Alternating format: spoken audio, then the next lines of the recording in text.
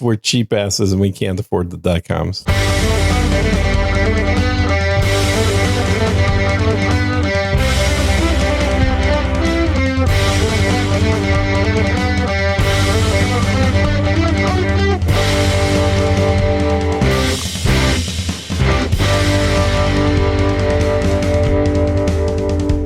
Hello and welcome to episode number 25 of the Unrelenting Podcast. It'll just be mere moments before we are banned from YouTube. I am Darren O'Neill. He is Sir Gene, and we are here.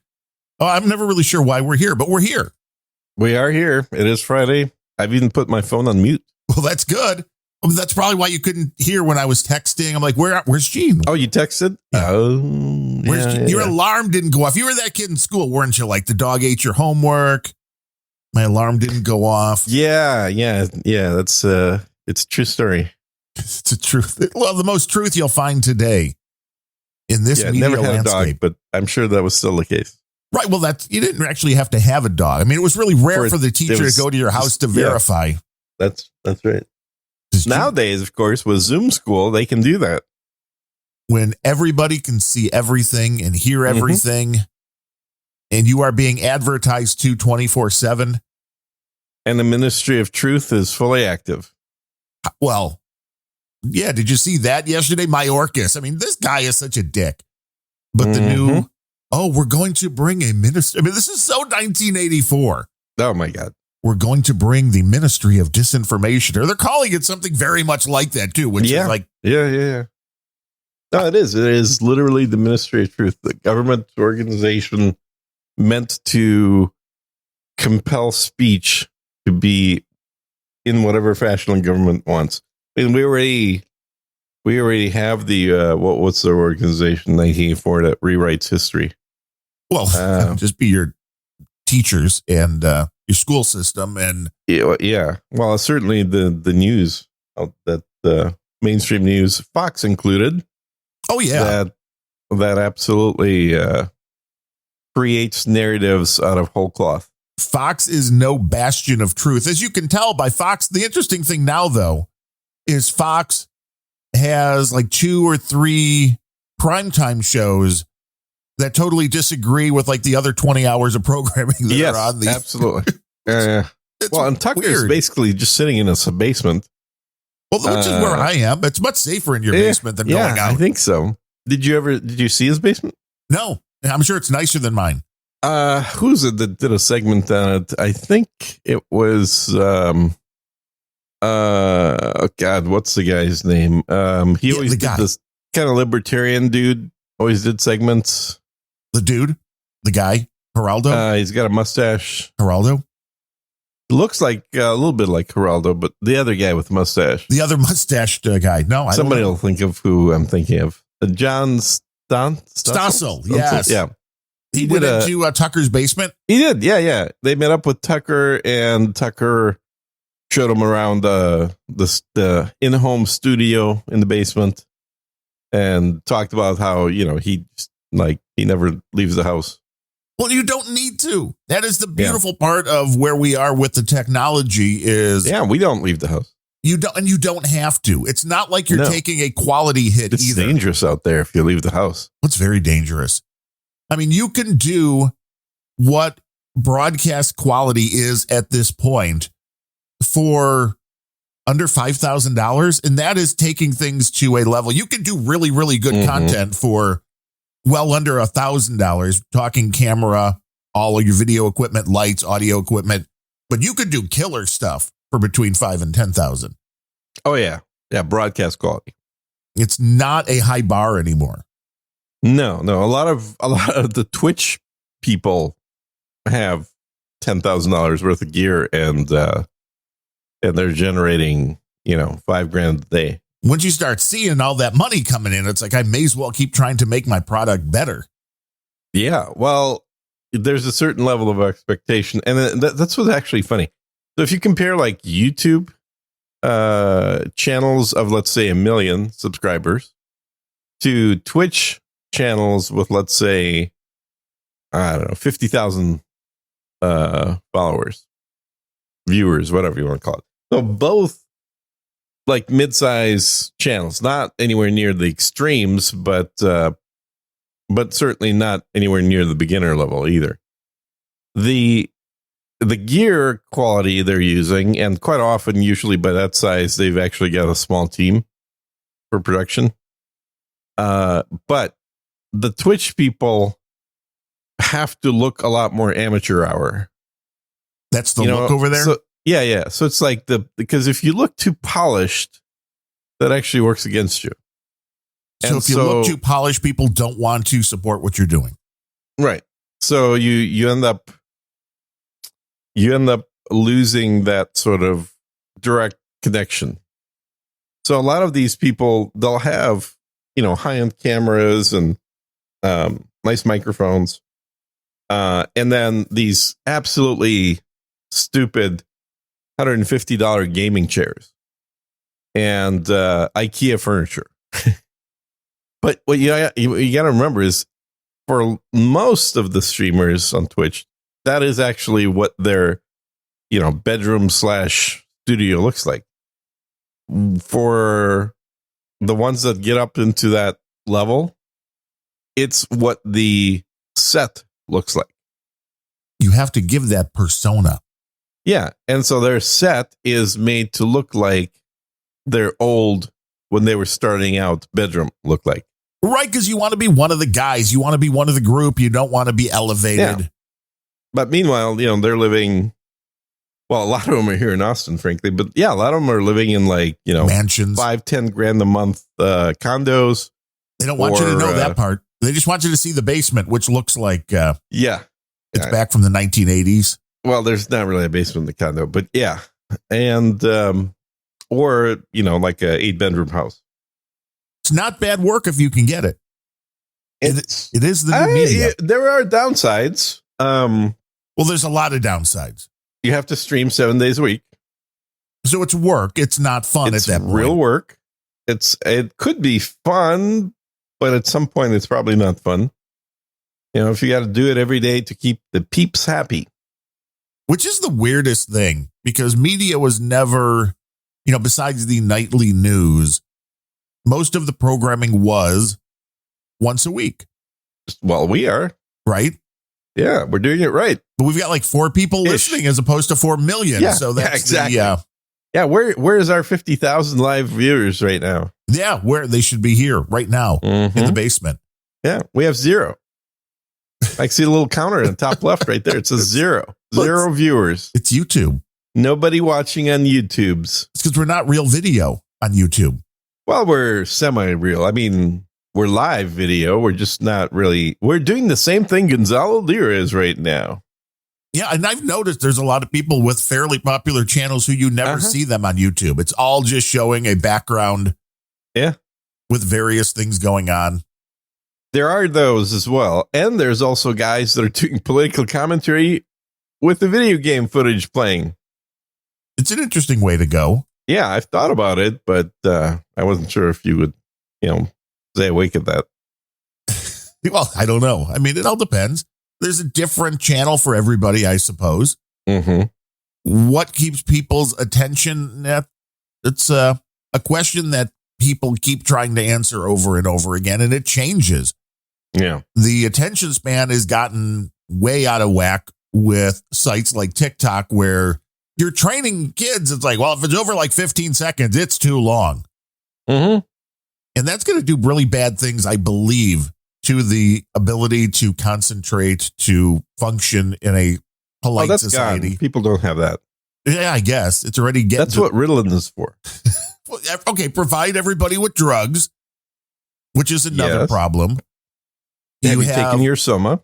The government telling you that, well, we're going to decide what misinformation is. And if that doesn't scare everybody on both sides, I don't know what will. Because the problem, you can get a bunch of normal center-based political people in a room with a bunch of far left and far right. And I think everybody can agree, yeah, we don't want lies and misinformation to be spreading. Did you see the cartoon that Musk tweeted? I don't believe so.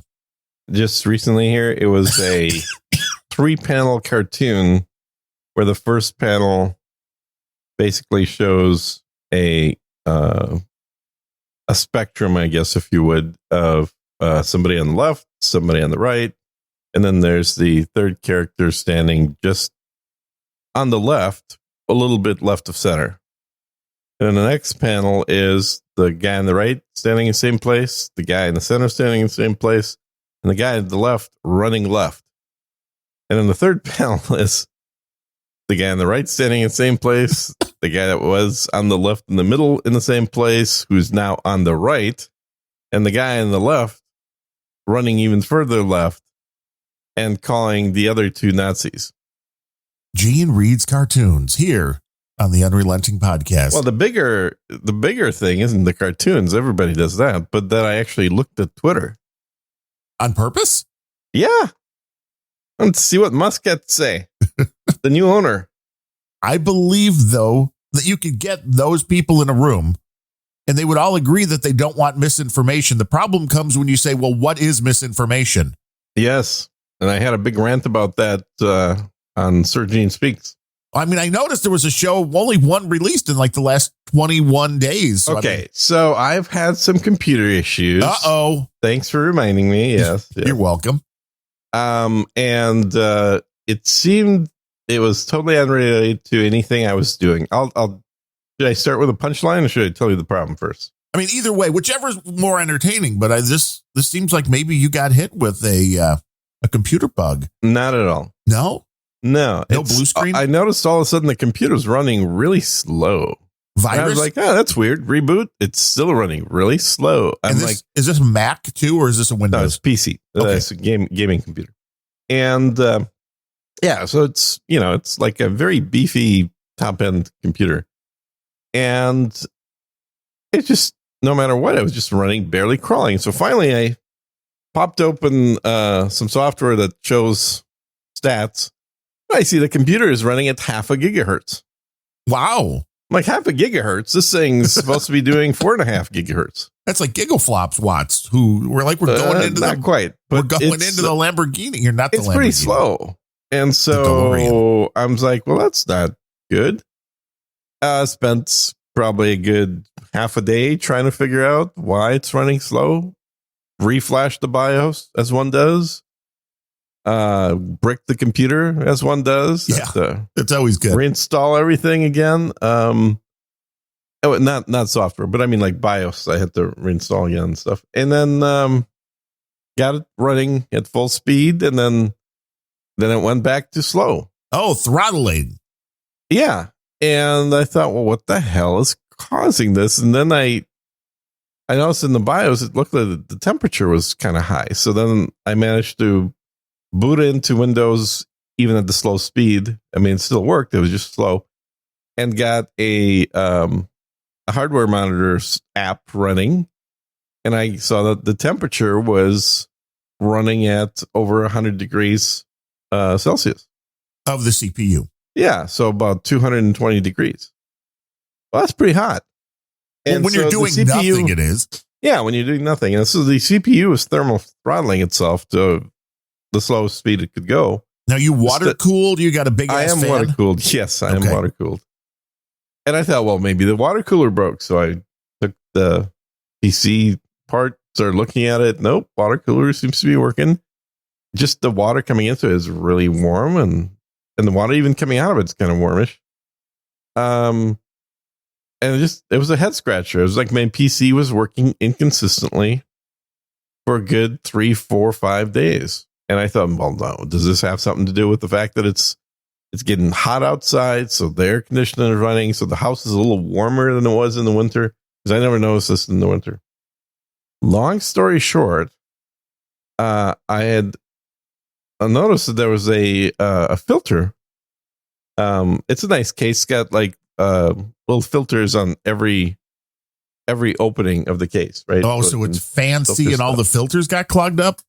So, but the filters look totally clean. I was like, well, what the heck is going on? So I thought, all right, well, I don't know. Well, I took the big filter off the top off of it just to see maybe there's some difference. And when I took the filter off, I noticed that the filter was totally clean on top, but it was very dusty underneath itself. It's like from the inside of the case. From the inside.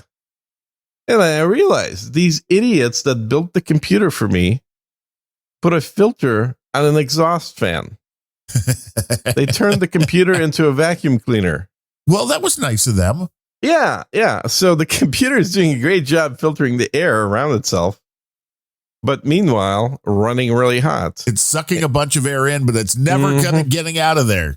Yeah, it's progressively blowing out. It's like there's more pressure preventing the air from coming out because the dust is accumulating.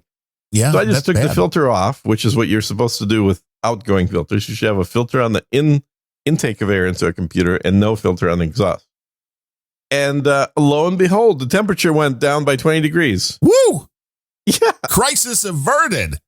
So that was about 4 or 5 days of me screwing around with the computer, while obviously also trying to still do some work and do other stuff. And I do have a perfectly fine new Mac Mini sitting here, which I meant to install last weekend, but because of the situation with the gaming computer, never got around to it.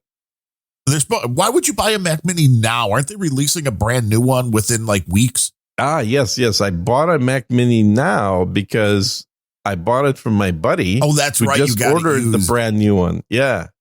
So Genius. he's getting he got it already, which is why he shipped this one to me. He got the brand new one. Oh, he got the studio. Oh, fancy. He got the overpriced fat one. Right.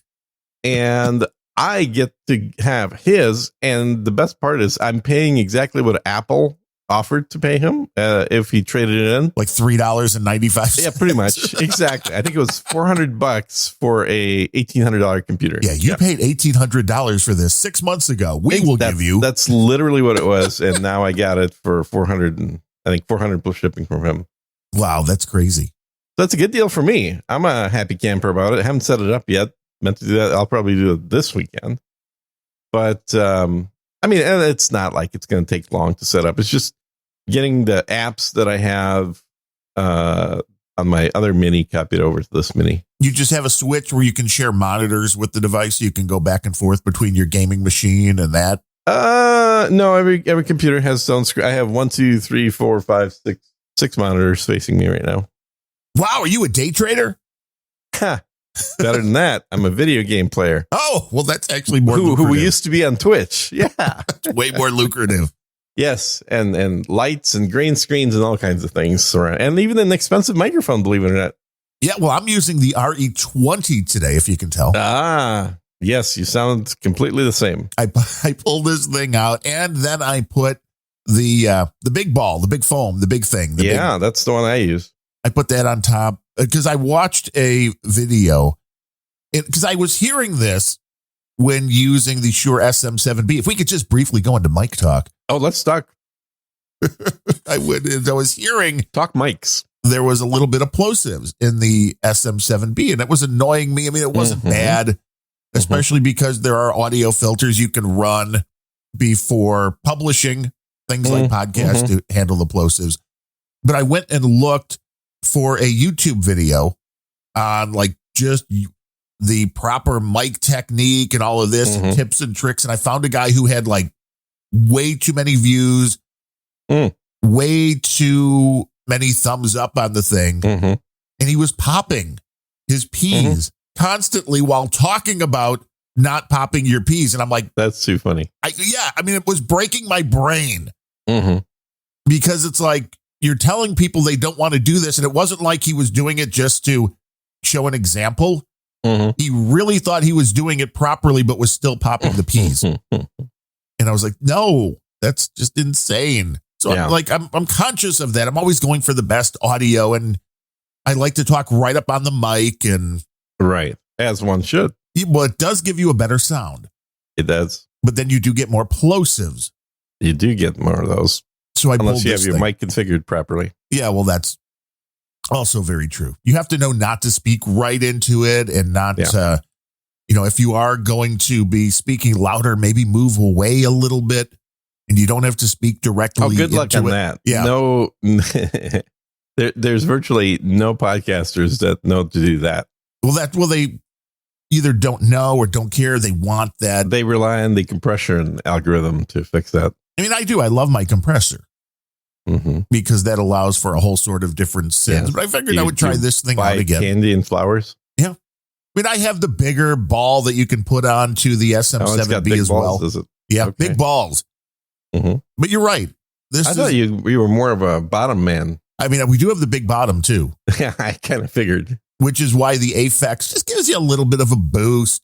Uh-huh. And that was the other thing too. Yeah, you guys should hear Darren without all the switching gear he's got. He sounds like a teenage girl. Yeah, I mean, if you turn off the Aphex, you get this, which then closes everything down. And if you turn off the EQ, this is what you're you so get. nasal. Oh my God. It really changes the amount of air in there, and it closes everything down. I don't like it, Yeah, you sound like not an AM radio host anymore. especially when with the big ball on it too, because that makes it, that kind of closes everything in. But that's the beauty of the EQ and then the Aphex with the big bottom is that it brings you back the sound. Yeah. That says I sound just like Taylor Swift. Oh, yeah, I have that voice. I have a great voice. That's true. You do. You sound just like her. It's amazing, isn't it? Yeah. Although you've got the big bottom, she definitely does not. Well, I know we can disagree. I mean, I'm not saying huge, but I mean, do you want huge? I mean, do you want something that It's can like block flat. out the Have sun? you not watched her in concert? It is completely flat. That photo was absolutely Photoshopped. I have never seen her in concert, but I've seen photos. You've never watched a video of her in concert. Well, I've seen a few videos on the stage. Watch any of her on stage videos. Never in and look person, at her ass while you were doing that, and you will see how flat it is. I mean, I know that is what you're looking at when you tune into a concert. Of course I am. I am a male. What else would I be looking He's at? like, just turn around. No, you're facing the wrong way. The cameras do a great job of spinning around and looking at the back of her. Yeah, we had the opportunity when she was here at Soldier Field a few years ago, where they were doing the progressive pricing, which I think is one of the most evil things in the world. No, it isn't. It lets you get a ticket when you for whatever you can afford. Well, okay, that's absolutely right. And I was not willing to pay the price. Yeah, for see, I always figured you weren't tickets. a real fan. No, I'm not. I think they were. This is going back 4 or 5 years ago or so. Still, it was like $1,600 a ticket. And I'm like, no, I can't go. Not a fan. Clearly, can't spend $3,000 plus for a pair of tickets to go see a concert. Yeah, at that point, you tell your wife, "I love you, but I love her more." Right. I'll see you tomorrow. I'm saving $1,600. Boom. Exactly. You got to buy food. Yeah, that's what a hot dog's gonna run you. Yes, in Chicago, that's absolutely right. You want to buy a bottle of water and a pour. Now, do they have good dogs in Chicago? I can't remember. Oh, Chicago's got the best dogs. Well, I know they have good brats. I don't know if they have good dogs. See, the brats are better in Wisconsin. They're better in Milwaukee, the brats. Really? Because the dogs I actually like in New York. Well, New York dogs, they have their own way. I mean, the Chicago hot dog is an interesting thing for, I think, pretty much 2 ingredients. We're done with Mike Talk, people. This is the relish that has to be neon green, a very unnatural green. Makes a Chicago dog, as does celery salt. Interesting. I didn't know about the celery salt. The relish I love. I actually could eat relish with a spoon. And you have. Is that part of your OnlyFans or your Twitch channel? Yeah, no, I actually haven't had it for a long time because it's got way too many carbs in it. But in general, the taste of relish is really good. It's just sweet pickles. That's all it is. Yes. And now for the Chicago dog, you need to add the celery salt. And like a lot, I think New York and other places do the sliced tomato, the pickle on top, and onions. I think that's pretty common. Sliced tomato? What? Yeah. You don't do sliced tomato on top? That's I've part never of a Chicago had a dog dog with sliced tomato on it. Well, then you have never had a Chicago dog. I don't think I have. Because when I've been to the food fests and whatnot, there's usually like Polish food to eat. And then you're right. I have no name. Our friends, the Polish. Sport peppers, that too. That's part of the Chicago dog experience. And the good ones you bite into and go, oh my God, that's hot. If you're a northerner that lives in Chicago, probably yes. Well, you normally get a spicy pepper, but every now and then they're like they were bringing the heat. Yeah. And those are the best. I mean, if you're not sweating, you're not eating. Demo Dick Marchenko taught us that, and I believe he was right. He was a guy who was right about a lot of things. Amen. But that brings us back down through the having through the mic talk. Sapphire and tonic from up above right now. Everything is better with the Bombay Sapphire. Yep. He's the guy that convinced me that that drinking gin was actually not a gross thing, because that's what I thought when I was a kid. Yes, I always stayed away from gin. It always seemed like medicine and not a alcohol that one consumes that's enjoyable. There's a lot of booze that's like that. Is there? When you first get into me, there's a lot of people that when you're new to it, almost every I guess some of the really peaty whiskeys would fall in that category as well. Some people don't like. I've always liked the smokiness of the whiskeys. Did you see there was a barrel of McClellan, I believe it was, that since 1984 or 1988 that somebody bought a cask, which at the time was like 4,000. This is British money, so 4,000 pounds, I believe. And they never picked it up. Oh, wow. So McAllen got a hold of them and this is still here. I think it auctioned for $1 million something. Yeah, I could see that. Like, damn, that's way better than crypto investing wise. Very evaporated at this point. Yes, which means there will be less in that cask, but what's left? Woo! It'll be very strong flavor, but less alcohol. Going for lots of money. It goes up. That's expensive stuff to begin with. Yeah. And it's just like you bought it. I mean, okay, I want to be that guy too. Who buys a cask and then just forgot about it? Yeah. Just left it there. Just forgot. It's that's not many people that can afford to do that. There was an article I saw which I thought was interesting. As I've been watching, although again, I'm not sure how to explain this because we were told that crypto was going to be a hedge against inflation. It was going to be a hedge against all of the insanity that goes along with the fiat not currency. Government controlled, or so they say. Right. And what has been happening as all of this stuff's been going on is... hey, we have 2 viewers. Sorry to interrupt. And they're asking questions. Welcome to YouTube. Well, you have that thing. Does it I do. I have that thing right there. Is that thing that it does? 2 old farts shouting at the cloud. Yes, that's us. Blue Elvis. I'm assuming that's Blue Douche. That is Blue Elvis, yes. That's exactly what we're doing here. We're yelling at clouds. But the crypto has been crashing just along with the United States economy as the dollar, all of these, although the ruble, I mean, that seems to be coming back. But the dollar. Oh, yeah. Ruble's the hedge against the dollar. See, I knew it. I should have bought a lot of rubles. While we don't provide financial advice, I did tell people. You did. You're absolutely right. You told everybody that was listening that they should just buy some Russian currency. And this is from a website, unheard.com, but it is by a guy named Greg Barker. The headline is Crypto Just One Big Ponzi Scheme. This week, we witnessed the latest and perhaps most striking sign that crypto might not be the future of finance, the article says. On Tuesday, Sam Bankman-Fried, founder of FTX, a huge crypto exchange, opened a can of worms by describing yield farming, crypto's makeshift alternative to traditional bank lending, as a Ponzi scheme. It's like, okay, that's not a good way to describe something from a guy that leads a crypto exchange. Yeah. Although technically banks are a Ponzi scheme. They take money from one person to loan it out to somebody else 7 or 8 times over. It's a question of the degree then of the scheme. I think is this a government legitimized Ponzi scheme or just the run of the mill Ponzi scheme? Right.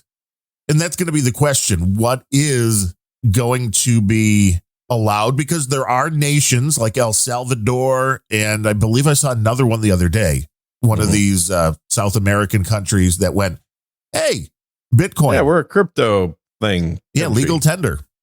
Yeah. Hey, Nubbin says, hey, Darno. Yeah. This is the beauty of YouTube. Live comments. It's almost like live a troll comments. It's crazy that people can actually say something to us right when it's happening. Isn't that what the troll room has always been good for? I don't know. I'm not allowed on there. Over at noagendastream.com. Well, it's not because I didn't fight for you. It was a democracy, Gene. They voted against you. Mm-hmm. They were like, Red Menace can't have him. Don't let him come in. No, that troll room, it's pretty much the same people on there that are on Twitter. Right. Kick me off Twitter and ban me. God damn it.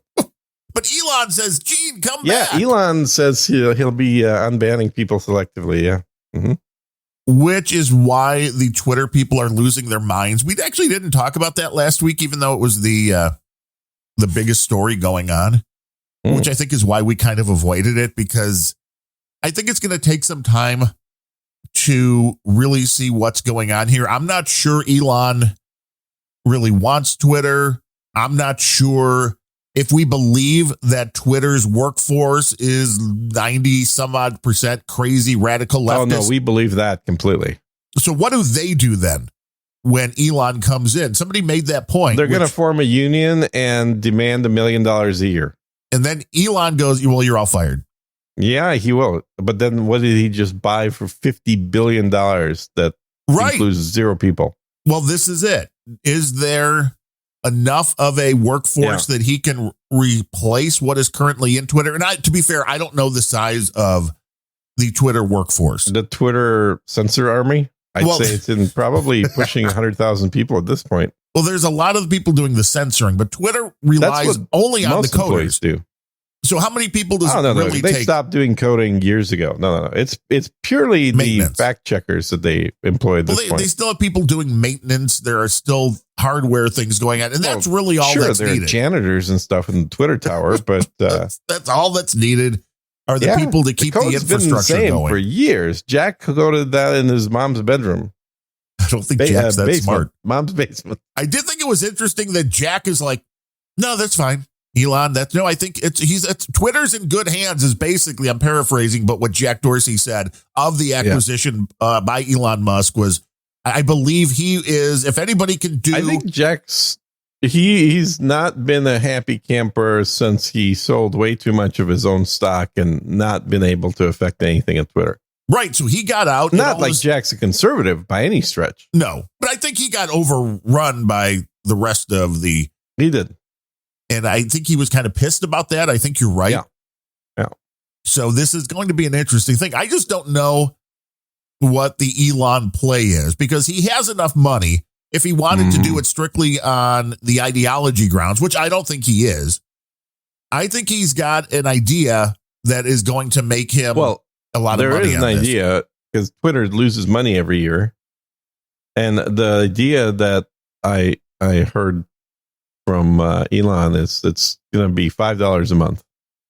You heard from Elon? Did he called you this morning? Is that why we were? No, I look at his tweets now. Oh, okay. Wait, how do you don't have a Twitter account though? I don't. I have to use I have to go through the deep web.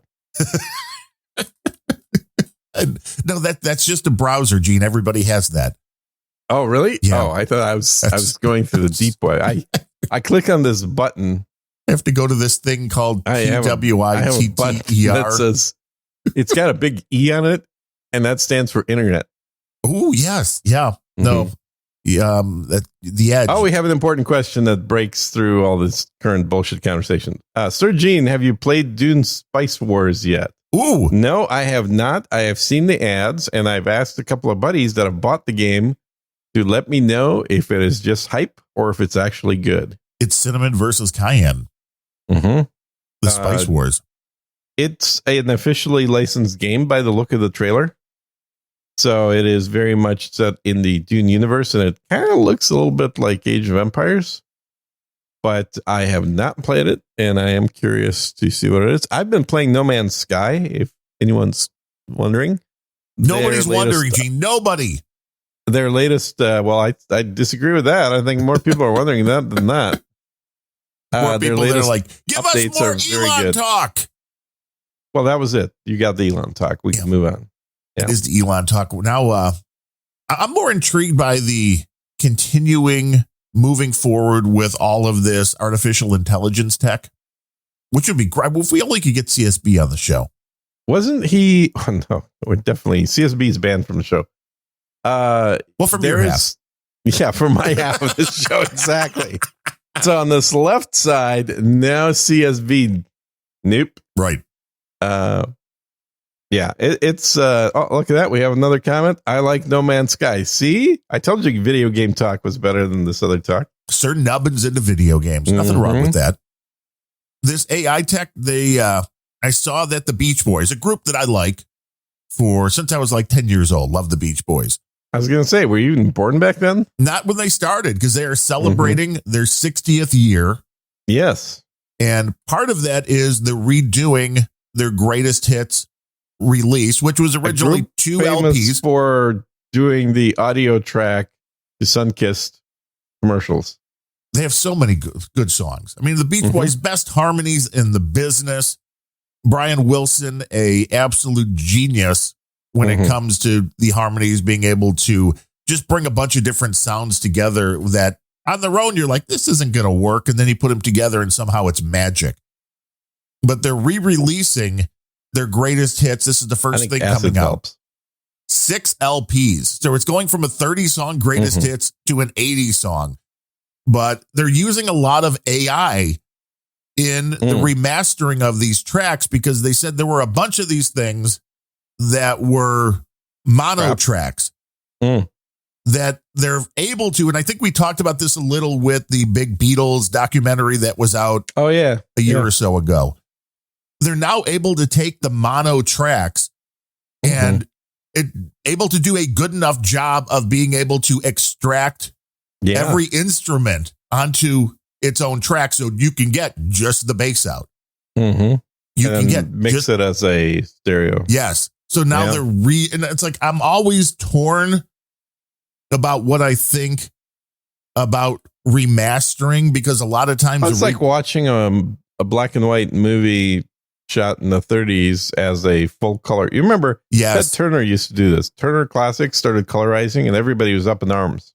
Yes, because it's like, well, we remember it this way. Yeah. Now, if the technology is good enough, that I don't mind, because people can still choose to watch it in black and white if they want. I don't know how much AI should you follow. I follow quite a bit of it. And there's a channel called 3-Minute Papers or 2-Minute Papers, something like that. That is a really good channel, because the guy who runs it, he's got a PhD in something, and probably artificial intelligence. I was going to say, it's always good to have a PhD in something. Most YouTube channels I watch, the host is a PhD. But anyway, so he has. Hey, I'm a PhD. I'm a pretty hot dude. Pretty hot dude, yeah. In your own mind. Well, that's all that matters. So the channel follows developments in the latest AI, typically visual stuff. So you probably haven't seen it. Right. And the latest AI shit takes data from photographs and creates a 3D model that you can walk around in. It's pretty amazing. It is borderline like what was that movie with Cruise with the pre-crime? Right. You're going to the Minority Effect, or Minority Effect Report. Yeah, Minority Report. Yes, is like that has some graphics kind of like that, where you're looking at photos and you can move the camera perspective. Of course, Blade Runner, the classic, has that scene with the zoom in and enhance and look around the corner, and there's that technology is damn near here right now. Well, it is being played around with, where using AI and knowing the subject. So this is where the AI part comes in. It is knowing what the subject is supposed to look like. So if you look at a human face, the AI knows that the nose is further out from or closer to the camera, I guess I should say, than the forehead. And so it effectively translates that flat photo image onto a 3D plane that it creates and does a very good job of doing so. And once you do that, once you've sort of created that 3D instead of a flat plane that the image is put onto, then you can start actually pivoting left, right, up, and down and getting a 3D perspective on the photo. And it's not just the face, it's everything. I'm just using a face as an example. But it's pretty amazing watching the progression of AI-based video reconstruction. And I'm sure the audio stuff is, no worse. Well, yeah, it's stuff that can definitely fool you into thinking it is reality. But there's another AI program that is dropping today, as the kids say, which is a company called On1, who's been around for a long time, and they do a lot of like Photoshop plugins, and they do their own standalone stuff as well. But their latest is an enlarging program that uses AI. Now, I go back from, trying to enlarge things, for poster prints and stuff. And if you've ever tried to take a small image and blow it up, you know how pixelated it gets. You know how quickly it is that you start losing all sorts of detail. Yeah. I don't know what kind of magical juju they have in this program, but it is amazing. What's it called? It is On1 is the brand, ON1. If you go to their website, you'll find it. It's Enlarge There's been software for poster making that's been around literally since the late 90s that was better than anything else at taking low resolution images and then scaling them up to large size in a way that doesn't make them look pixelated. I can't remember the name of this thing. There have been 2 or 3 programs that I've used over the years. Back in the 90s, I was actually working at a pre-press shop. You know what that is? No, what is pre-press? We don't have those anymore. Right. That was basically a company that had a bunch of computers that created plates for printing presses electronically instead of the old-fashioned way. I also did it the old-fashioned way. I actually did intaglio, which is etching copper plates, and then putting anything you want. I mean, you could put text on there, you could put images on there, and then using the copper plates to print copies. Now you just have a big inkjet printer that shoots everything out. I used to have one of those. I got rid of it, actually. Gave it away, but I had a 36-inch commercial printer. Which you could, back in the day, you could make some money on because printing posters people would pay for. I don't know if that's the case anymore. Yeah, and then mine actually printed on canvas. So I actually did a whole bunch of canvas large format prints. Well, I used to do, I think I've told you this. You were a professional photographer. I was actually a professional photographer. I even have the card that says so. No, I thought your card says totally member of the press corps. I was had that certification. The only business card of yours I've seen says totally legitimate businessman. That is probably my most famous business card. Yes. And it was the one that had no truth to it whatsoever. Well, I mean, it had my name on it. Sure. That part was true. Okay, I'll give you that. It's a totally true card. There've been some messages coming in, like the new Dune Spice Wars is like Solaris with Dune graphics. Interesting. I've played Solaris a little bit. I never really got into it as much as other people have, but I still have it in Steam. So maybe one of these days I'll relaunch it. But good to know. Just wait till Gene starts trying to sell you some of his slightly used virtual spaceships. I do have a store that sells slightly used virtual spaceships. It's funny you say that. I know. I do actually have a store. I'm just not actively selling virtual spaceships, but But I do have a bunch I can sell people if anyone's interested in virtual spaceships. If you're We're looking talking about Star Citizen, of course. Yeah, well, the game that will always remain in alpha. That's very true. That's been my prediction, is that they cannot go out of alpha because then they would actually have to provide a playable experience. But how far do you think we are with this AI stuff, that the AI could just listen to, you feed in every Beach Boys song into it, and then it just creates a totally new Beach Boy song out of it that people won't be able to tell was computer generated? Oh, I think we're there right now. Which is scary, isn't it? No. Which means we don't really even need Sir Gene. We just need your voice print and a computer. But we already have that. I mean, Descript has my full voice print. You could type and I will speak. I'm doing that right now, in fact. You actually don't speak anymore. You just type everything in. Yes, I have my personal assistant doing the show with you right now. That poor guy. Using my voice. I don't know why anybody would want to do that. So I can get some sleep. Because the technology is here, because you can. Tech is definitely there. It's a weird world. Yeah. You can pay for it all in crypto, which is a big Ponzi scheme. Well, that's what they say. I mean, I wouldn't want to say that to any crypto person. No, it gets them riled up. That's what they say. Those people. Yes, I don't know enough one way or the other. I just. You own some crypto, I heard. Yeah. Well, a grand total of like $3,000 worth. Uh-huh. Which is pretty much. Wait, I threw in 1,000. So the other two was sourced by donations over the last couple of years.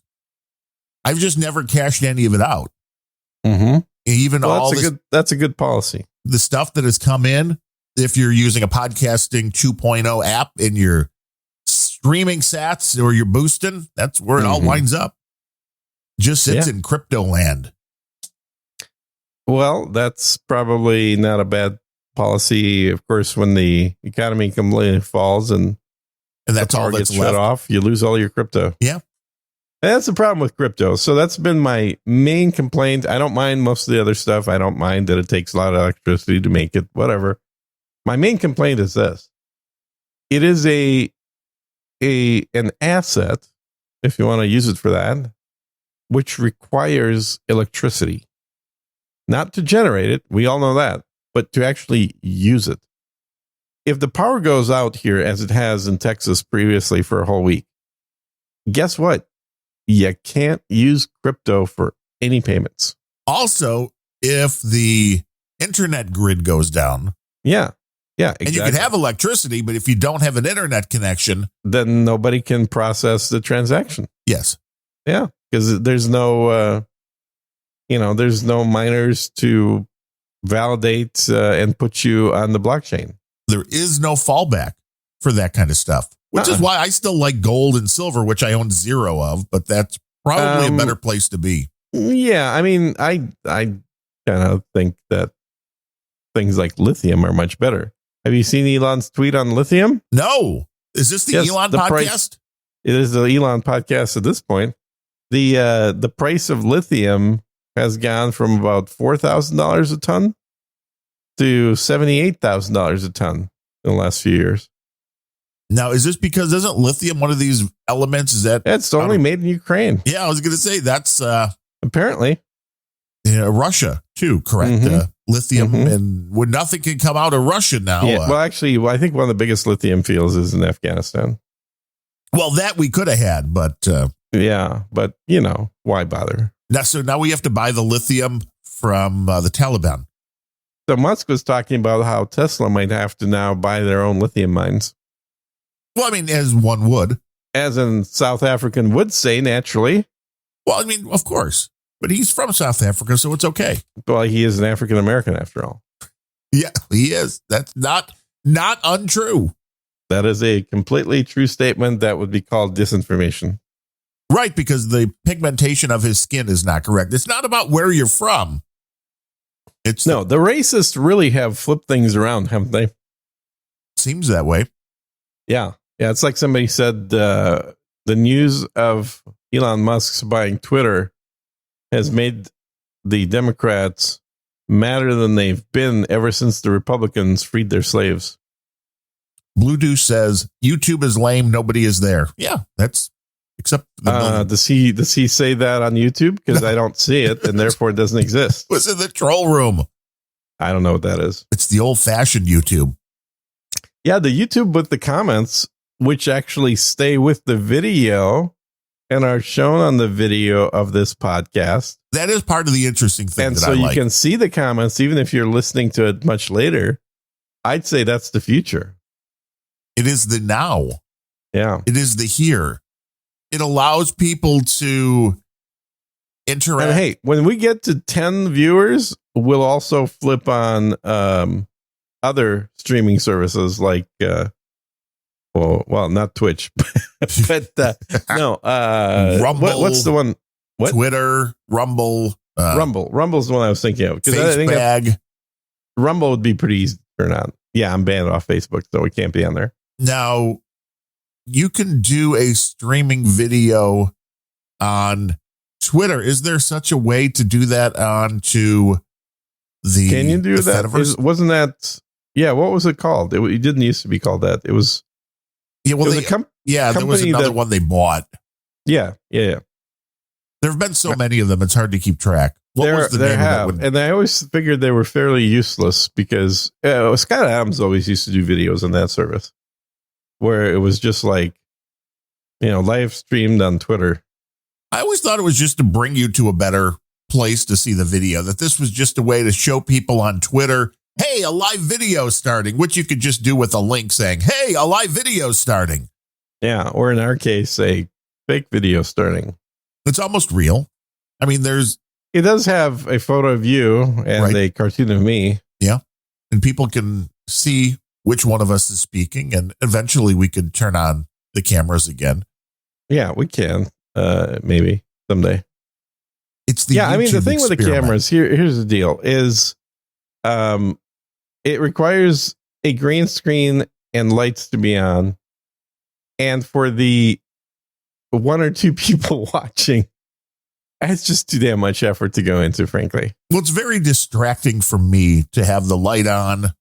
And you keep looking off camera. That's the other thing that's noticeable when we're doing video is Darren is always looking at other places. Right, because I'm looking to the left now to read the troll room, and then I'm looking to the right now to read the comments on the somebody YouTube just channel. Left another comment on YouTube that this troll room doesn't get. Second best podcast in the universe, says Cody Lee. Yes. And we're going for first. I mean, that's the, we got those guys in our sights. Yeah. He is speaking, of course, about that. This is funny. Somebody else show said, how can one be watching when there's three people in here? Does YouTube know their eyes are closed? No, Ned, they don't. They do not know. We do not tell them anything. But it's just it's a fun way to, I mean, especially. I rather enjoy seeing Darren's face in the morning, but not necessarily him looking around in all directions. Right. Which means, I mean, it's hard to do for a 2-hour show. For short little interviews and stuff like that, video makes sense. I like. I don't know that we need to justify it. We just, decided not to do video. Done. Yeah, and I like what YouTube brings with the comments. And I like the fact that there's a lot of people who can't figure out how to go the IRC route. We've heard that for years with a lot no of people agenda. are banned from IRC here, so of course, that's kind of a thing. Yeah, plenty of. I mean, I think it's the same reason that we're not on Twitch because we're too pretty. No, it's too much effort. Oh, yeah, too much effort. That could be it. Yeah. Well, I still like the audio. And as soon as Darren figures out how to do the animated cartoon character that follows whatever you're doing in real life. Well, that's what people are suggesting in the troll room. We should have those kind of avatars. Yeah. And I totally agree with that. I think that would be fun. I've only once played around with the tech. I think technically both you and I have Adobe subscriptions, so we could probably use their software to do it. The best ones don't use the Adobe crap. They actually use the Unreal Engine, and there's a lot more work involved. But there is Adobe software that lets you create a character face. Nice. I believe you just use your iPhone as the input device in that. Really? Thanks. I believe so, yeah. They got the camera.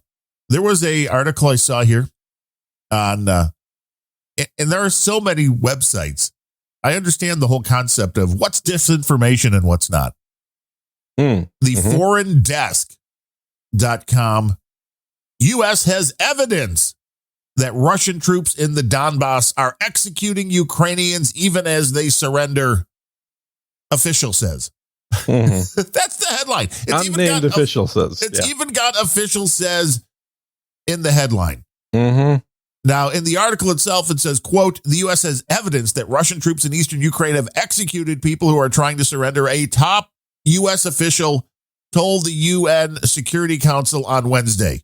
Top official, quoting, we now have credible information that a Russian military unit operating in the vicinity of Donetsk executed Ukrainians who were attempting to surrender rather than take them into custody. Beth Van Schack, the U.S. ambassador at large for global criminal justice, said in the meeting, if true, this would be a violation, blah, blah, blah. Wait a minute. You just said we have credible information and then followed it with, if true. Yes. Well, wait a minute. Nuclear bomb takes out Washington, D.C. If it were to happen, would be a horrible thing. But how do you say we have proof, we have credible evidence, and then say, well, if true? Well, there's a couple things there. One is they don't have jack shit. Two, it probably is happening because the Chechen units they never signed the Geneva Conventions. They don't need to abide by any of that crap. So they follow the Quran. It's like the Quran is the law. If you say it's true, but then you say if true, I just don't. Yeah, I mean, well, it's like anything else. If you have a nuclear non-proliferation treaty that you sign, then you shouldn't be proliferating. Doesn't stop North Korea or anybody else from doing that. No, they're still going along their merry way and doing what they want to do. Now, Gene's audio is completely cut out. Check 1, 2. Hey, there you go. 2. Is that better? Yeah, now I can hear you and you're not chipmunking. Okay, good. Well, what the hell? Is it your router and modem on a UPS? What's going on? Okay. So this is so bad. Yes. My computer and my router and modem are both on UPSs. However, the batteries on those UPSs are completely fucked at this point. They don't last any time at all. Yes, and better yet, yesterday, 2 brand new high-end, like 50 pounds each UPSs showed up here. Nice. And are in boxes waiting to be set up as soon as I'm done with this podcast. Well, obviously that's a little later than would have been useful. Yeah, I do have 2 batteries to go into UPSs here that I ordered not long ago. So now I'll need to do that. I hate replacing the batteries in UPSs. I was just talking about this the other day with a buddy of mine where why doesn't anyone just make a UPS that is a small box that has the transformer, converter, all the computer crap in there and all the plugs that you plug things into, and then has an external cable going out to just a dumb battery box that you can swap out easily or add multiple ones, plug them into each other. Daisy chain them sons of bitches. Well, but technically they'll be in parallel is what you want because that'll increase the total capacity of the battery. But like that seems like a no-brainer. I just designed that in my head in a matter of seconds. Let's make it. Why hasn't somebody made that? Why aren't you making it? Should I do a Kickstarter for the way UPS is ought to be? Yes. And then be bought by Tesla? Well, that would be an exit strategy. That would be a good exit strategy. I'll tell you what. If I got bought out by Tesla, I'd be doing this podcast every day. You'd be doing this podcast not only every day, but 24 hours a day, 7 days a week. It would just be all Gene all the time. Yeah, that'd be good. Elon, the show would be called Elon Sent Me $1 billion. And that would be the... I suspect it'd be closer to $100,000, but yeah. Well, you can't. Okay, so you can only live that lifestyle on $100,000 in Austin for a month. That's very literally a month in Austin. Very short-lived. It's true. Yes, that is. I have personal experience with this. $1 million does not last long in Austin. There are some countries you can move to with $100,000 and be set for a while. This is not one of them. Like El Salvador. Right. Well, you just need Bitcoin there. Bitcoin. That's all you need. But you showed everybody when the power goes out. What if you were making a Bitcoin transaction right there? That's it. It didn't happen. What if somebody was trying to stream you Satoshis and your server went down? Well, there's buffers for that. Damn error correction. They would just sit there waiting.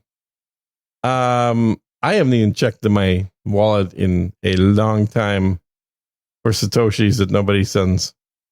Well, then there's really nothing to check. No. It's just I'm an still empty paying wallet. like $25 a month for it though. See, I am on the free plan from Satoshis.stream, and I'm quite happy with that. Well, it's only free until you take the money out. Then it's not free. They charge you 3% or something. No, it's like 15. No, not the Satoshis guy. I mean, there may be a 15. Once you try to turn that into cash, you're probably right. Which is why I've never tried turning it into cash. No, I think actually taking it out is more like 15, dude. You should check on that. No, I have. It's not 3 for sure. That's what they take, the Satoshis.stream guys. That they may take that incoming, but outgoing, it's like 15. Yeah, I would recommend you check. I have, and I've done it, and the outtake was nowhere near that. There was like nothing on the way out. Okay. All right. I've taken it out. I've put it in. You're wrong, but okay. CSB will know. He does a lot with the Satoshis. With the wallet, with the moving in. He's always trying different programs too to send the boostergrams coming in, coming out. But while you were away, we found out that more seats have been released for Carrot Top at the Rialto Square Theater here, just out in Joliet, Illinois. Well, I see. As soon as I disappeared, we lost all the viewers on YouTube. Well, see, that's because you're the draw there. They're my peeps. Yeah, apparently. And in fact, one of the comments from Blue Elvis is "Troll Room is gay." Well, that Blue douche. He has a negative disposition. Does he now? He does. Well, which is why he's listening to the show. Yeah. What is this show about? It's unrelenting. But what's it about? Right. It's unrelenting. You're unrelenting. Yes. What's it about? We've had that conversation. Today was about Chicago style hot dogs, trying to sell slightly used spaceships in a virtual world. Slightly used. The problems of not having your UPS hooked up before the power goes out. That is a problem. That's a real problem.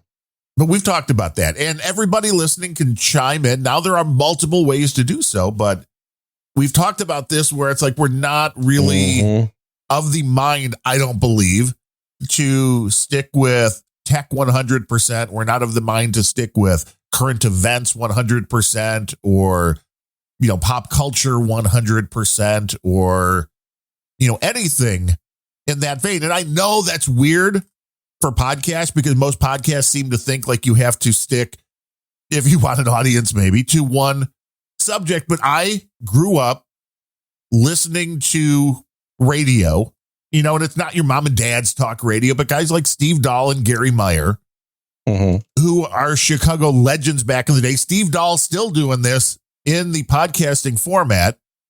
And really what it is turns out to be you turn on the mic and you talk about whatever the hell you want. It doesn't matter what that is.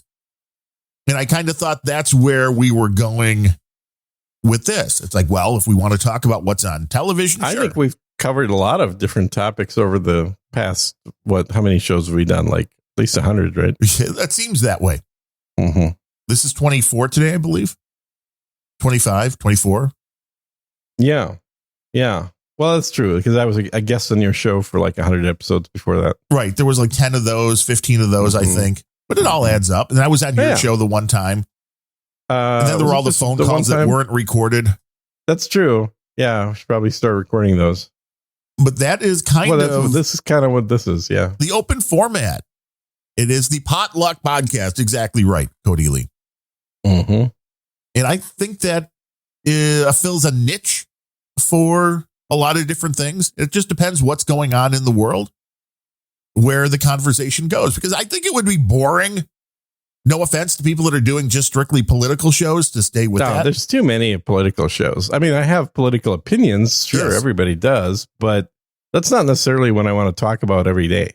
there is a lot of everything. I mean, at least the big ones, which is politics, tech, news overall, sports. Those are all over the place. Yeah. Where, trying to fit into those doesn't really appeal to me. Mm-hmm. But, just sitting down, shooting the shit, seeing what happens, seeing what comes out. Yeah, seeing what's new and what kind of lemon drink to make. Yes. Well, I'm still shocked that topic of making a blended lemon is still talked about on No Agenda Social months after we've been talking about it on the show. Well, I think there's a lot of people that don't believe it actually tastes good, or they don't have the blender. Yeah, you do need a high-end blender that has both sufficient power and RPM. Yeah, you want to take the lemon, and you don't want to have little pieces left at all. It's got to be liquefied. Yeah.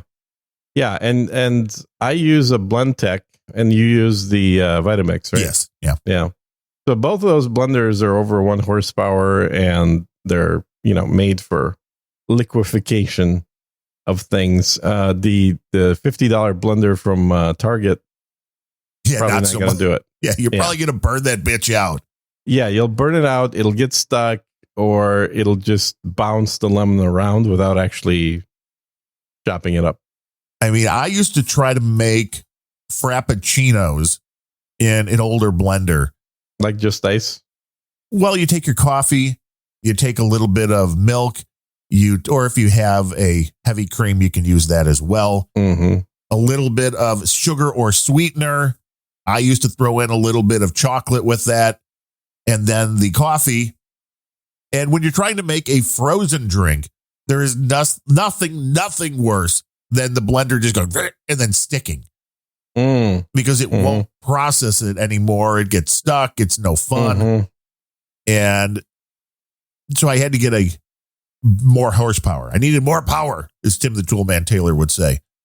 Yes. And then the other secret, though, if you're doing the frozen drink, that you don't want it to separate, because that was the one thing that I noticed when making the frappuccinos. And that's the beauty of the internet, because it only took a quick search to figure out, well, gee, why is it when I make a frappuccino, after 10 minutes or so, it's starting to separate, and it's, it's just no bueno. And you need a little bit of xanthan gum. Yeah. Yes. Or something of that ilk. Yes. It's one of those ingredients that's in a lot of foods that people will go, what the hell is this? It keeps it a nice, consistent. It doesn't start to get melty and you start having liquid and ice. It just keeps everything frozen. Yeah, it sort of helps with emulsification and coagulation. I don't know how it works, but it just works. I don't use that. It is the product that is in most cheap ice cream to make it mouthfeel of ice cream. Because normally, in order to get that type of actual ice cream feel when you're eating ice cream, if you weren't to use xanthan gum, and I make ice cream occasionally, not very often, but I have an ice cream maker. And so occasionally I'll make some at home. The only way to do that is to use heavy cream. And that is way too expensive for ice cream manufacturers. So they use skim milk and water, just a touch of cream in there. But the xanthan gum is what provides that sort of sticky, gooey consistency to it that normally would not exist in those ingredients without a lot more fat involved. Right. Without it, it would just kind of taste like watery something, not so good. It would be more like sherbet, because sherbet is water based rather than milk based. Now, do you say sherbet or do you say sorbet? I say sherbet, but that may be just some say sherbet, some say sherbet. Yeah, sherbet. Yeah, sorbet. I don't know. So sorbet I've heard as well. But it's basically ice cream with water instead of milk as the base. And quite often, because there's water rather than milk, they use flavors like orange, lemon, lime, things that would be a little weirder with milk involved. Yes. Yeah, definitely. But you never know what's in stuff.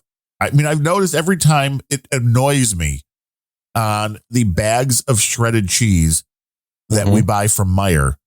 That right up at the top in big bold letters, made with real milk. Yes. I'm like, what else can you make cheddar cheese with if you're not soy? Really? Yeah, there's fake cheese out there. But then it would be fake cheese. You wouldn't be like cheddar cheese. Right. Then you wouldn't call it that. You would call it soy cheese. A cheese product. Yeah.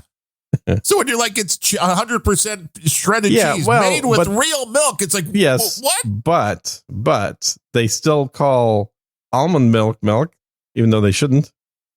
It should be called almond water. Made with real almonds, maybe. Made with no milk. It's almond milk. It includes no actual milk.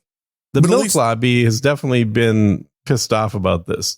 And I tend to agree with them, that there should not be a product that is sold without the ingredient that's in the name.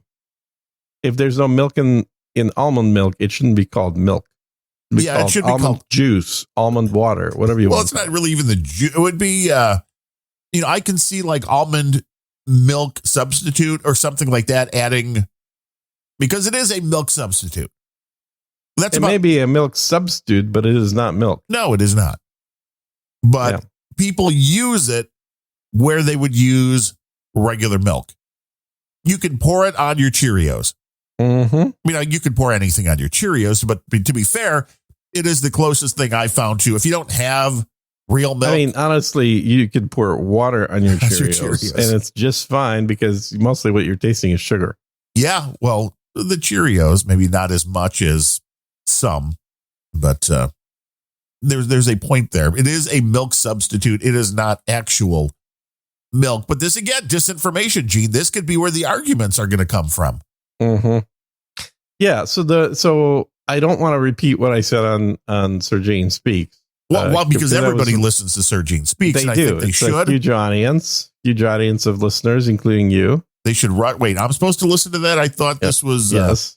I thought I get everything I need right here. Yeah, you don't. This is your out from having to listen. Is that you get everything you need from this podcast? This isn't the case. No. Oh, hey, we're up to 4 viewers. Look at that. Hey, how you doing, YouTube? Yeah.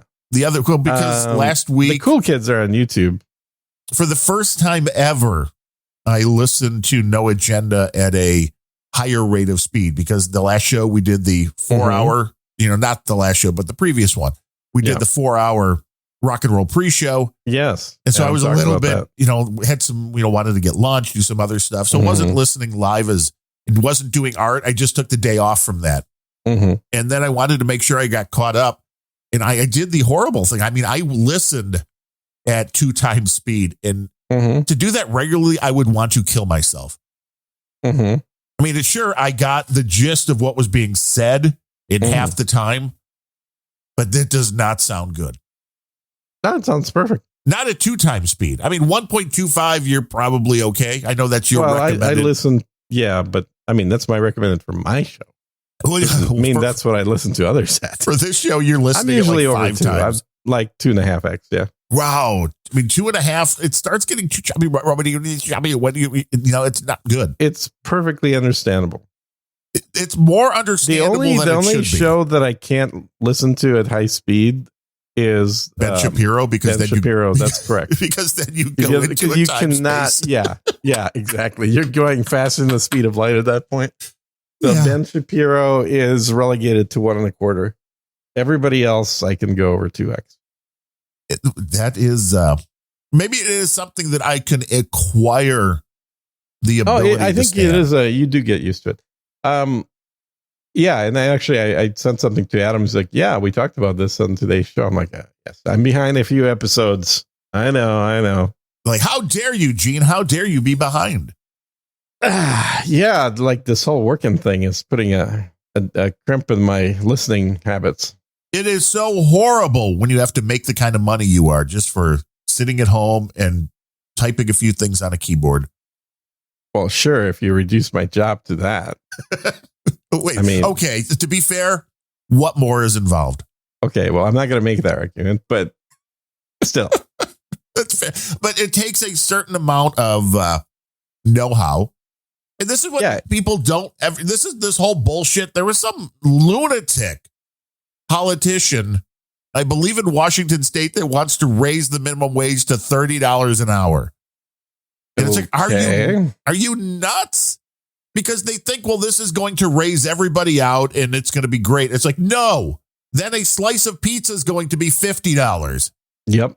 You don't understand. No, it's actually worse than that. I was talking to a buddy of mine that lives in Washington State yesterday, and he was at a Potbelly sandwich place for lunch. Yes. Stopped by there. They're decent sandwiches too. Yeah, and like at lunch, he stopped there. They were closed. What? Wait. Closed? Why? They weren't like permanently closed. There was just nobody inside, and the door was locked. And it's lunchtime. Nobody showed up. It's because a lot of these fast food chains, not just on the West Coast, here in Austin as well, they just don't have sufficient available staff to be able to stay open during business hours. So they're only open when somebody shows up.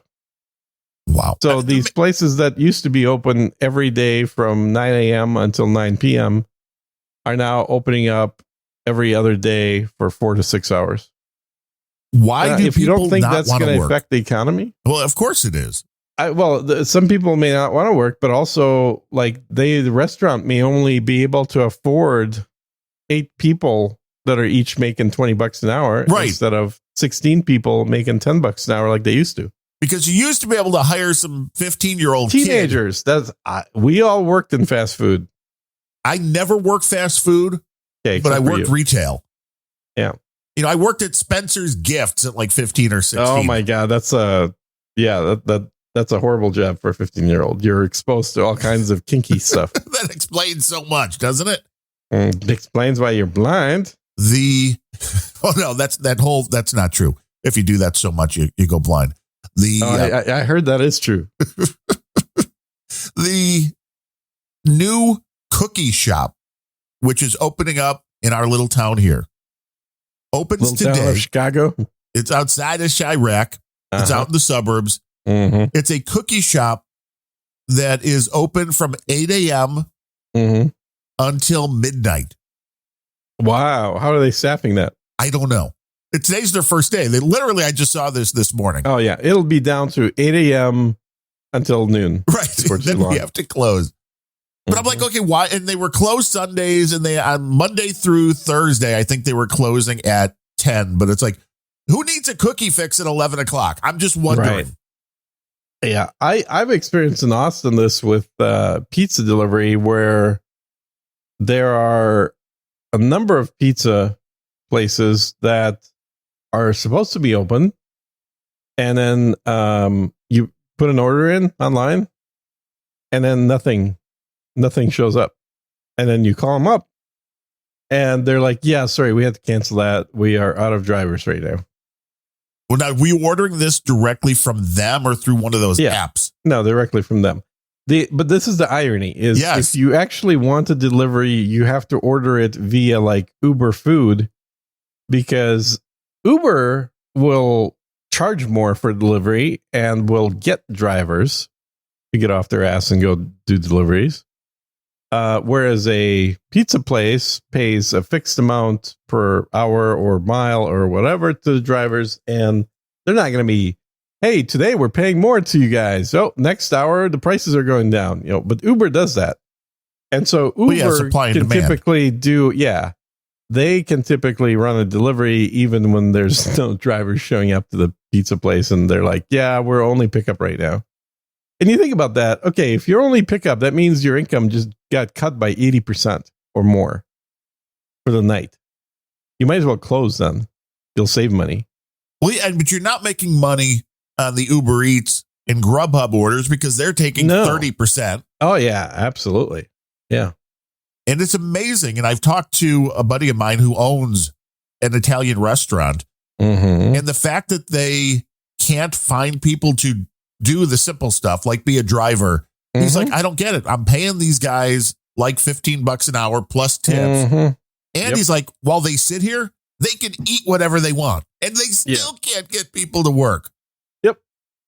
Yeah. There's a big shortage of employees. So here's the smart ass answer to that is basically our whole economy was still driven by boomers and Gen Xers, and the millennials, for the most part, of just still living in their parents' basements and occasionally driving for Uber.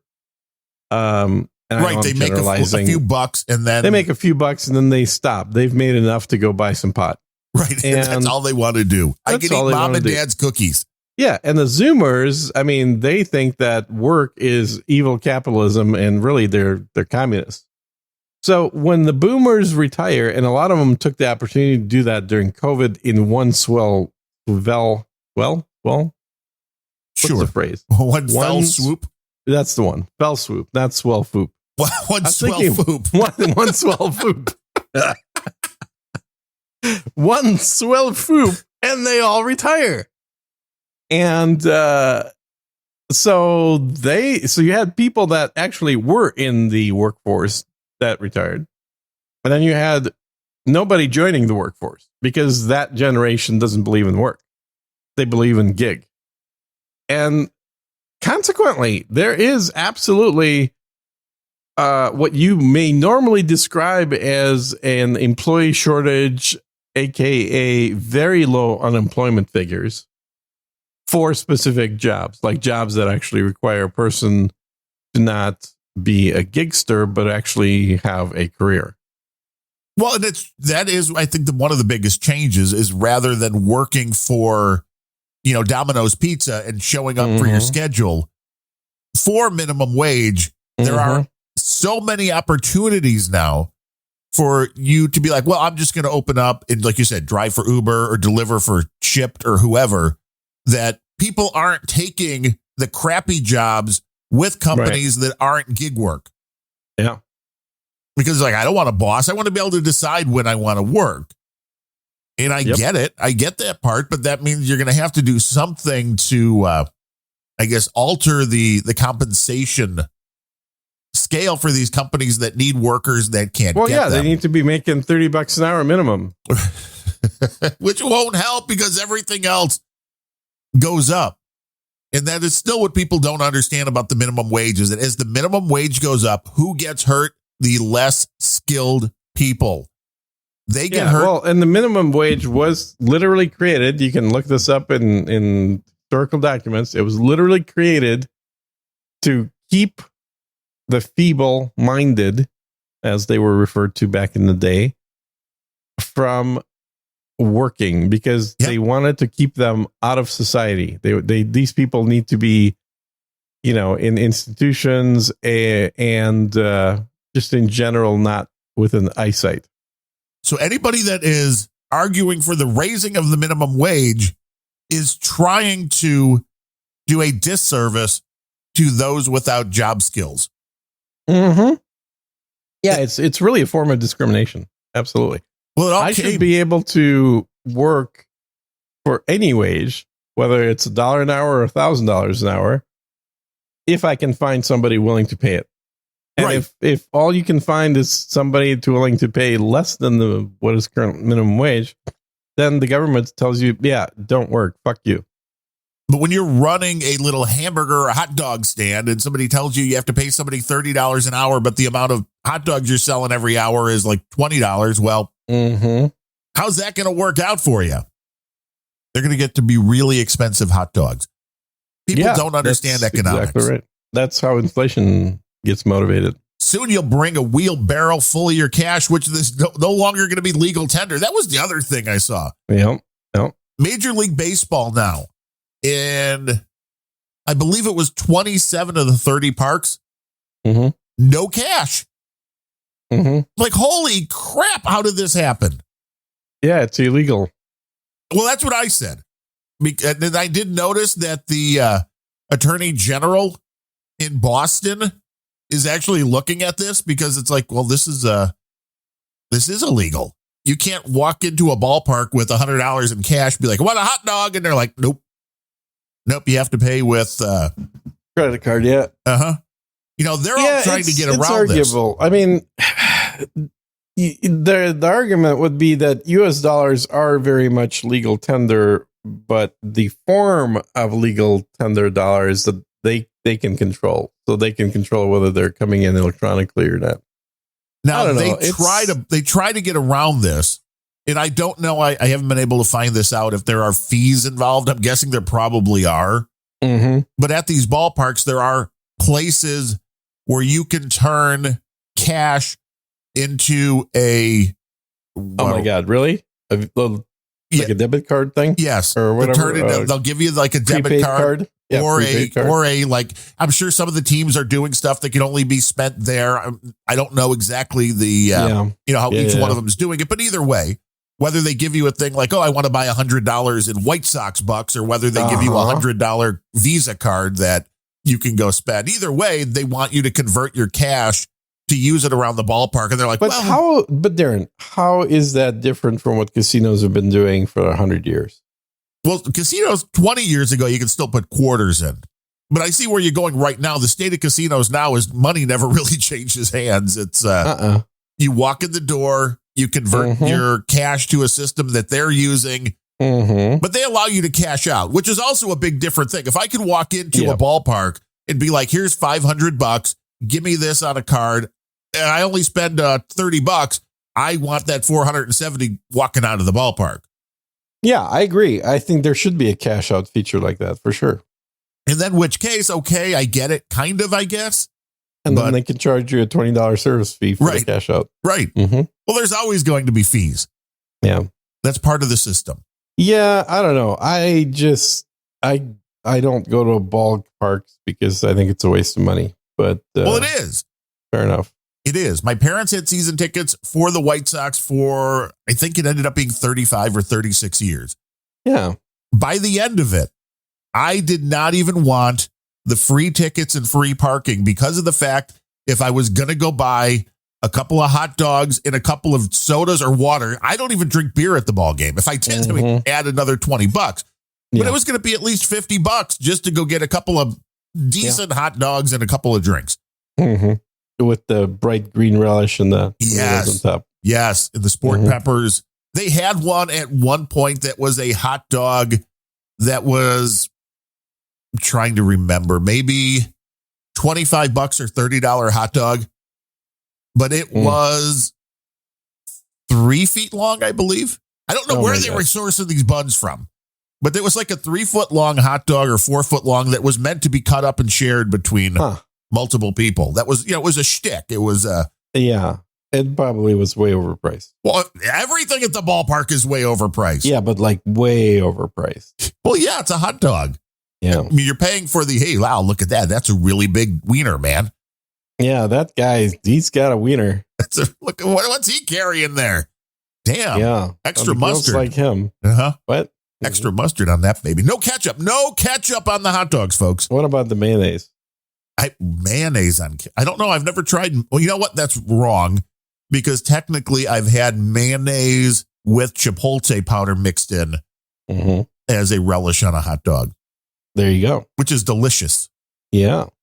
Now, unadulterated plain mayonnaise. No, I don't think I've ever gone that route. Well, it's close enough. But I do want to thank two people for helping us support the show while helping me because, they sent me money. They probably don't send you money. Yeah. Coming in at $20, Josh Mandel, who he's donated before, but it wasn't tagged for any particular show. So I sent him a message like, hey, is this for Unrelenting? And he responded, it is, in spite of Gene saying he doesn't want donations anymore. So I like the fact that you're like, don't send any more donations. And people are like, fuck that guy. I'm going to send donations. It just takes time away from content. It's not needed. And Herbert Garrett, $10, enjoying some of your podcast. Thanks for the good conversation. See, he's enjoying my side of this. I'm not so sure about that. No, it's possible. No. Might be enjoying your side. He would have specified that he likes all the shows that you do, but he didn't. Therefore, he probably likes my side. He might. Could be all about Sir Gene. Unrelenting.com is a place you want to go if you want to support the show. Yeah, or SirGene.com if you don't. SirGene.com if you want to listen to Sir Gene Speaks. Random Thoughts, RANDUMB Thoughts.com if you want to listen to my solo show. I mean, planetrage.com if you want to. Better than all your other shows, frankly. Sorry, planetrage.show. I keep doing it. The .show thing is still not ingrained in my brain. Yeah.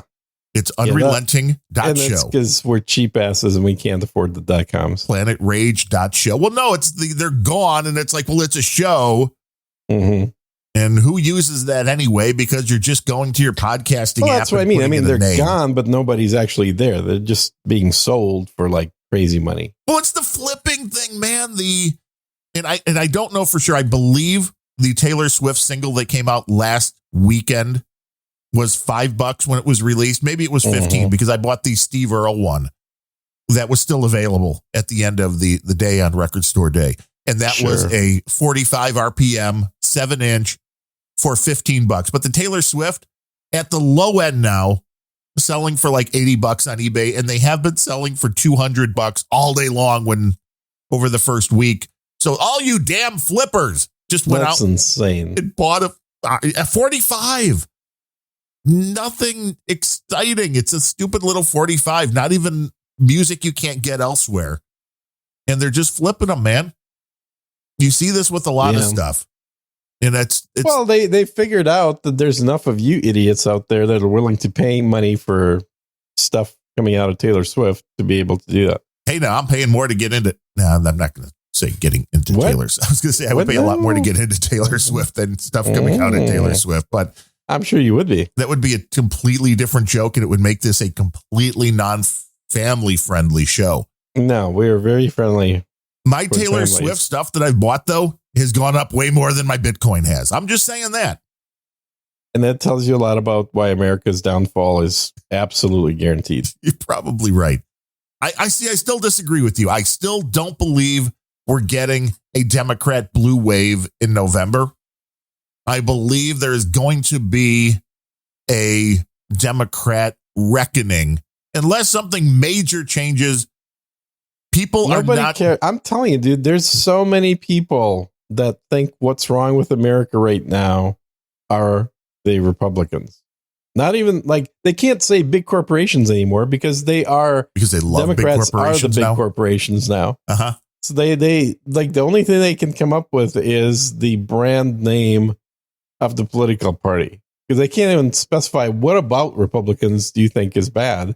They're like, no, it's just because you're a Republican. Did you watch that interview that segment that was on what's that show? The Thing? The thing with the deal. The deal with the thing. No, what do you?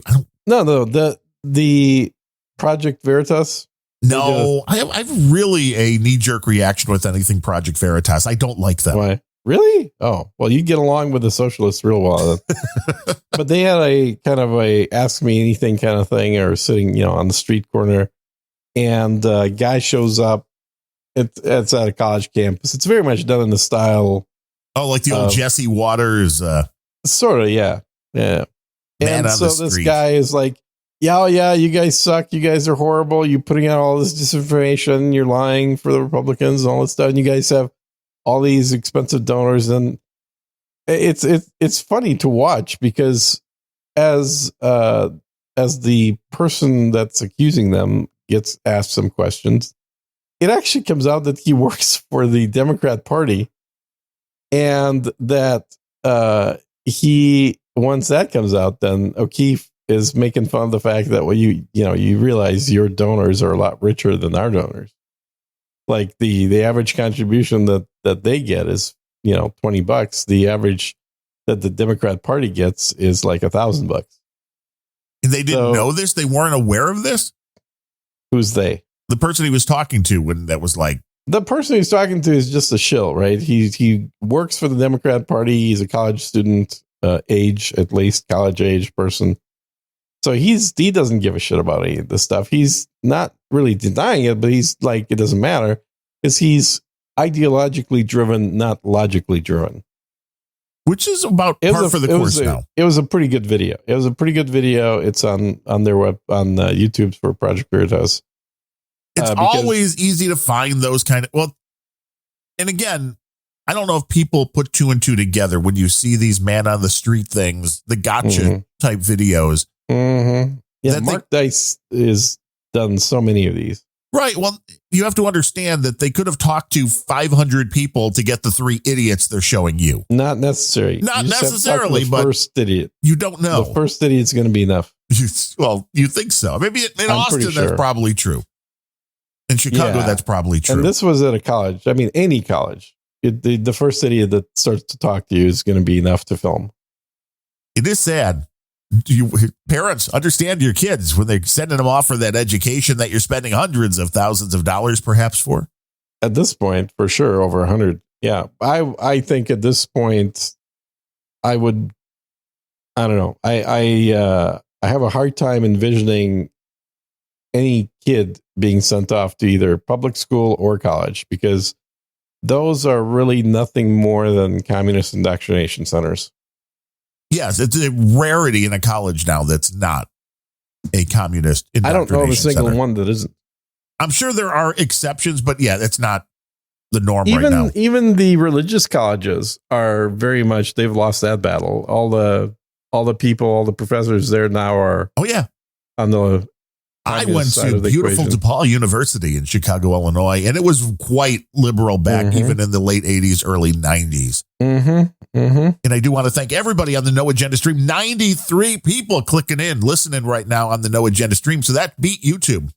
Well, but the cool kids are on YouTube. The cool kids are not on YouTube. Totally. The cool kids. How do you define the cool kids?